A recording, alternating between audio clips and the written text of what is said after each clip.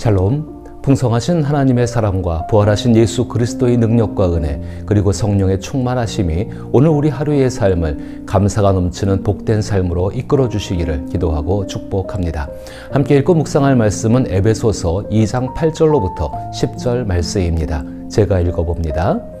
너희는 그 은혜에 의하여 믿음으로 말미암아 구원을 받았으니 이것은 너희에게서 난 것이 아니요 하나님의 선물이라.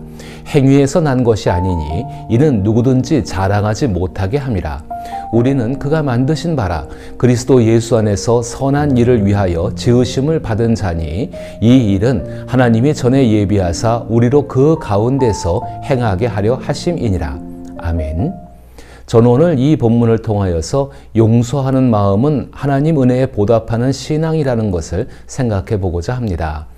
은혜에 보답하며 살아야 한다는 말은 신앙인에게 매우 익숙하고 당연하게 들립니다. 그러나 우리는 그 당연함을 온전히 실천하지 못하는 경우가 많습니다. 그래서 누군가로부터 당신은 하나님께 받은 은혜를 갚지 않는군요 라는 말을 들으면 마음이 상하기도 하고 때로는 스스로가 사람답지 못하다는 생각까지 하게 됩니다. 예수 그리스도를 통해 구원받은 우리가 주님께 보답하는 삶을 살아야 한다는 주장은 결코 틀린 말이 아닙니다. 실제로 이러한 강조는 교회를 위한 봉사와 헌신의 삶으로 자연스럽게 이어지기도 합니다. 물론 교회를 통해 받은 은혜에 감사하며 봉사하는 삶은 매우 귀하고 가치 있는 일이며 신앙생활의 중요한 부분임이 분명합니다. 하지만 때로는 그것이 신앙의 전부인 것처럼 여겨지는 현실이 안타깝게 느껴지기도 합니다. 은혜에 보답하는 삶이 무엇인가를 해야만 하는 삶으로만 이해될 때 우리는 정작 복음의 핵심을 놓칠 위험이 있기 때문입니다.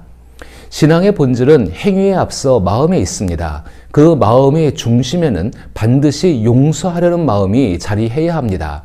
하나님께서 우리를 먼저 용서하셨기에 우리가 존재할 수 있고 다시 일어설 수 있으며 서로를 사랑할 수 있는 것입니다. 만약 그 용서가 없다면 은혜도 감사도 봉사도 모두 그 의미를 잃게 되어집니다. 그렇다면 용서하는 마음이 전혀 없다면 어떤 일이 일어날까요?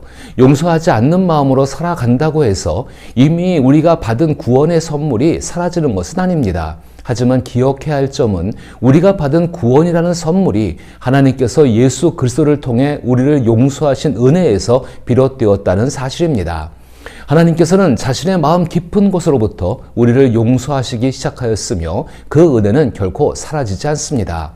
다른 사람을 용서하려는 마음과 그에 따른 행동은 분명히 선한 행위입니다. 하나님의 성령께서는 우리의 마음속 동기에 항상 힘을 주시며 그 동기가 실제 행동으로 이어지도록 인도하십니다. 때로 이러한 일은 기적과 같은 선물로 다가오기도 합니다. 그런데 그 기적은 하나님께서 예수 그리스도를 통해 시작하신 것입니다. 에베소서 2장 8절과 9절은 하나님의 마음의 중심에서 시작된 것이 우리에게 어떻게 나타났는지를 잘 보여줍니다. 너희는 그 은혜에 의하여 믿음으로 말미암아 구원을 받았으니 이것은 너희에게서 난 것이 아니요 하나님의 선물이라. 행위에서 난 것이 아니니 이는 누구든지 자랑하지 못하게 함이라. 또한 에베소서 2장 10절에서는 우리가 왜 그리고 무엇을 실천해야 하는지에 대해 설명하고 있습니다. 우리는 그가 만드신 바라 그리스도 예수 안에서 선한 일을 위하여 지으심을 받은 자니 이 일은 하나님이 전에 예비하사 우리로 그 가운데서 행하게 하려 하심이니라. 분명하게 우리는 선한 일을 행해야 한다고 성경이 말합니다. 그런데 그 선한 일은 반드시 선한 마음의 동기에서부터 시작해야 합니다. 그리고 선한 일의 시작은 그리스도 예수께서 보여주신 것처럼 용서하는 마음을 품는 데 있습니다. 여러 가지 이유로 용서하지 못할 수도 있지만 용서하려는 마음조차 품고 있지 않다면 그것은 하나님께 대해 하나님께서 베푸신 은혜를 보답하지 않는 삶을 살고 있다고 할 수 있습니다. 비록 우리가 은혜로 구원받았다 하더라도 용서하지 않는 마음을 품고 산다면 과연 어떤 일이 일어날지 깊이 생각해 보아야 합니다. 하나님께서 선물로 주신 구원은 절대적이지만 하나님 아버지와의 교제는 조건적임을 생각해 보셔야 합니다. 하나님 앞에서 의롭다함을 받으면 우리는 의로운 사람으로 선포되어집니다. 이것은 믿음으로 이루어지는 일입니다. 자신의 공로를 의지하는 생각을 버리고 대신 예수님께서 십자가에서 이루신 일을 믿을 때 하나님께서는 그것을 완전한 의로 여기십니다. 이 의로움은 영원히 우리에게 속한 것입니다. 그러나 우리가 하늘나라에 이르기까지 아버지 하나님과의 교제는 조건적입니다. 만약 우리가 고의적으로 용서하지 않으려는 마음을 굳게 지닌다면 일시적이라도 하나님 아버지와의 교제가 어려워질 수 있음을 기억해야 합니다. 하나님 앞에서 의롭게 되는 것은 절대적인 진리이지만 성령의 기름 부으심은 조건에 따라 달라질 수 있습니다. 우리 안에 계신 성령의 능력인 기름 부으심은 밀물처럼 가득 차기도 하고 때로는 썰물처럼 빠져나가기도 합니다. 성령은 비둘기처럼 우리 마음에 내려오기도 하시고 날개를 퍼덕이며 잠시 떠나기도 하십니다. 그러나 하나님께서 예수님으로 인해 우리의 믿음을 의로 여기시기 때문에 하나님 앞에서 성령을 받을 우리의 지위는 영원히 변하지 않습니다. 다만 우리가 마음속에 고집을 부리며 용서하지 않으려 할 때 가시 위에 비둘기가 앉을 수 없듯이 성령께서 잠시 떠나실 수도 있습니다. 하나님의 가족으로서 우리의 지위는 변함없고 절대적입니다. 우리는 하나님의 영원한 아들, 딸로서 하나님의 가족으로 입양된 자녀들입니다. 예수 그리스도께서 삼위일체 안에서 확고한 자리에 계신 것처럼 우리 역시 하나님의 가족 안에서 든든한 위치를 차지하고 있습니다. 그 이유는 우리가 예수 그리스도와 함께 상속받는 후계자가 되었기 때문입니다. 한 번 구원을 받으면 영원히 구원을 받는 것이 확실합니다. 그러나 예수 그리스도와의 친밀함은 우리의 마음 상태에 달려 있습니다. 만약 우리의 마음이 그리스도께서 시작하신 용서의 동기를 품지 않는다면 예수님과의 친밀함은 잠시 멀어질 수 있습니다. 더 나아가 우리의 영원한 운명인 하늘나라, 즉 천국에 가는 것은 정해져 있지만 상을 받는 여부는 조건에 따라 달라집니다. 구원을 받으면 하늘나라, 즉 천국에 가게 됩니다. 우리를 천국으로 인도하시는 하나님께서는 이 땅에서부터 천국의 복을 누리게 하십니다. 골로새서 3장 23절과 24절에서는 이 땅에서부터 시작되는 천국의 복을 기업의 상, 즉 유업이라고 말씀하고 있습니다.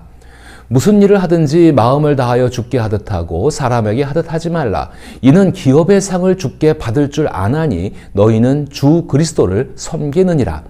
그리스도인들은 분명히 천국에 들어가지만 상을 받는 것은 조건에 달려 있다는 것입니다. 이와 관련하여 바울은 고린도전서 3장 14절과 15절에서 매우 엄중한 어조로 경고하고 있습니다.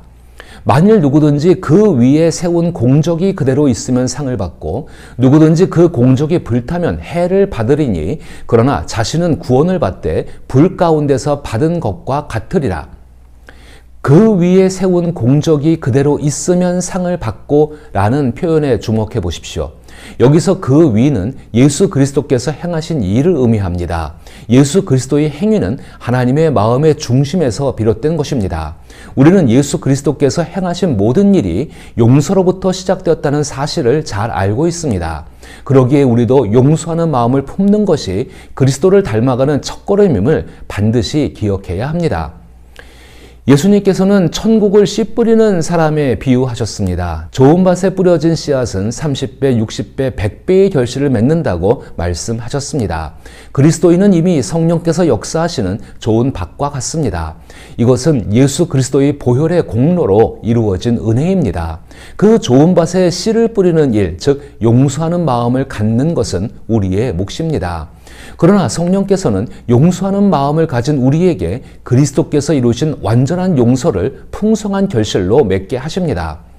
용서의 마음을 품는다는 것은 단순히 누군가의 잘못을 덮어주는 것이 아닙니다. 그것은 상대방의 연약함을 이해하려는 마음과 나의 상처를 하나님께 맡기는 자세, 그리고 관계를 끊기보다 회복을 선택하는 용기에서 비롯됩니다. 이 모든 것이 바로 진정한 용서의 마음에서 흘러나오는 것입니다. 이러한 마음은 억지로 만들어내는 것이 아니라 하나님께서 우리에게 주신 선물인 예수 그리스도를 깊이 묵상할 때 자연스럽게 맺히는 열매입니다. 우리가 먼저 하나님께 용서받은 존재임을 기억할 때 누군가를 정죄하기보다 품어주고 판단하기보다 기다리며 상처를 되갚기보다 치유를 선택하게 됩니다. 저는 신앙생활이란 하나님께 받은 용서를 다른 이들에게 흘려보내는 삶이라고 믿습니다. 이는 자신의 마음 깊은 곳에서부터 시작되는 일입니다. 봉사와 헌신도 중요하지만 그 모든 것의 바탕에 용서하는 마음이 자리할 때 비로소 우리의 신앙은 온전한 길로 나아갈 수 있습니다. 이처럼 용서하는 마음을 늘 간직하며 성령의 도우심 속에서 예수 그리스도께서 이루신 놀라운 일을 함께 이루어 가기를 기도하며 축복합니다.